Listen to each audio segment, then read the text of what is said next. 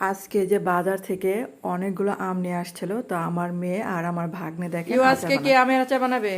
হ্যাঁ, কে বানাবে? দিশা। দিত আপি না? দিত আপি দেখো কত মজার আচার বানাচ্ছে। এটা এটা নয়, এটা নয়। সে যে একটা আম দিয়ে আচার বানাচ্ছে, তুমি খাবে? আপি এটা খাবে না? তিতা হবে মনে হয়। এটা তিতা হবে? না হলে আর কি হবে? আমের আচার তিতা হবে?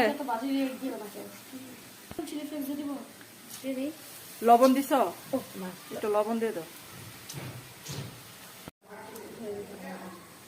তুমি আজকে আপির আচারটা খেও, হ্যাঁ? এটা ধরো না, গরম গরম। ও গরম না, ঠান্ডা। এটা ঠান্ডা। ঠান্ডা ঠান্ডা। ওই যে ওই মশলাটা তো আমি যেটা করলাম,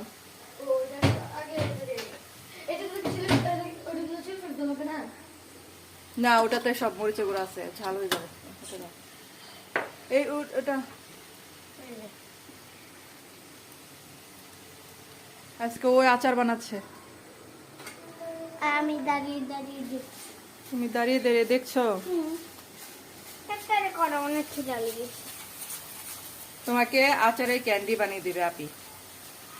আপনি হ্যাঁ, আপনারে আচারে ক্যান্ডি বানাচ্ছে না? মানে আমের ক্যান্ডি। আম ক্যান্ডি? হ্যাঁ, আম ক্যান্ডি। আমের ক্যান্ডি একদম চকলেটের মতো লাগবে। যদি ঝাল লাগে? ঝাল তো একটু লাগবে। সুন্দর। বিট লবণ। বিট লবণ, বিট লবণ দাও, চামচ দিয়ে দাও। বিট লবণ। লবণ একটু পড়ে গেছে। তোমার আমের আচারটা তো লেগে যাচ্ছে যে। দাও না, দাও না, দাও। চিনি দিব? চিনি দাও নাই? দিছি তো। হ্যাঁ, এটা তো হয়ে পানি দিই? পানি লাগবে না, এটা এমনি দেখছো নরম হয়ে গেছে।